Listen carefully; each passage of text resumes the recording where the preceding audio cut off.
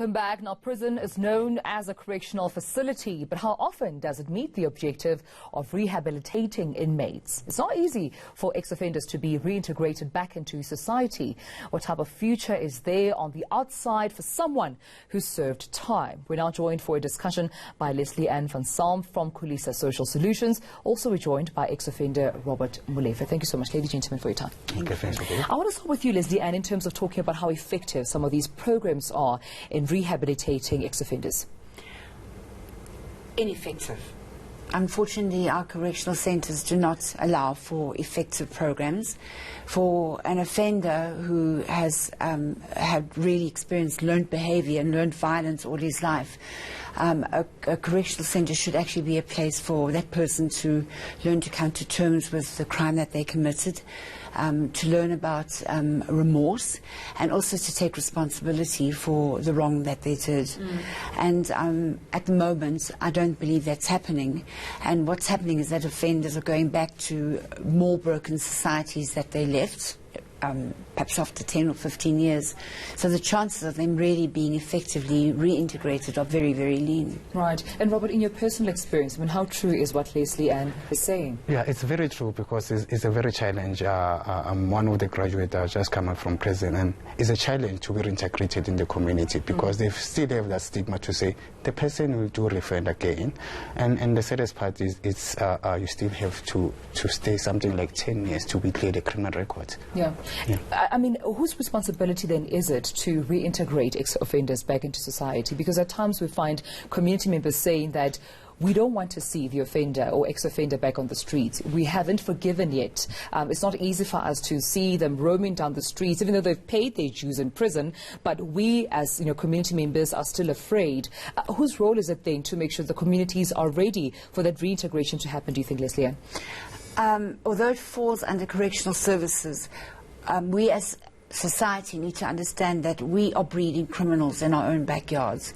We are leading our children into roads of dysfunctionality because we are so violent within our own lives. We are perpetuating an ongoing cycle of crime and violence because of the violence, the dysfunctionality, the substance abuse, what our children face. I believe that 85% of a child's day is exposed to violence. So what can we expect? Yeah, and I want to pose the same question to you, but before I do, Robert, what charges were you first of all convicted for? I was convicted for escape from lawful custody and robbery. Yeah, and have you found community members less forgiving when you try to reintegrate back into home or even trying to look for a job?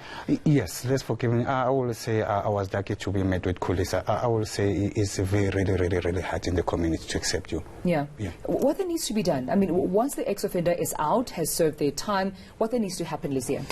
There needs to be a process of mediation. An offender needs to be able to take responsibility, to explain to the community what the causal factors of their crime in the first place was. Unless the community can understand why they robbed or why they happened to murder somebody. We've dealt with really serious cases, and it's amazing how forgiving the community can be as long as they have a chance to understand what was the causal factor, what happened in the first place. And invariably it leads back to neglect, family abuse, and the child itself having been a terrible victim of violence and crime. And Robert, I mean, you do mention that you have met up with Khulisa after you got out of prison.